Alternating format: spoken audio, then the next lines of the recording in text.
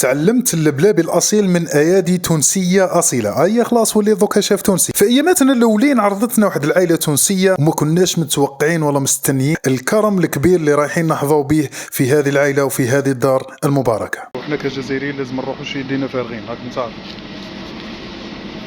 والحمد لله صلينا المغرب في جماعه. الحمد لله رب العالمين الرحمن الرحيم.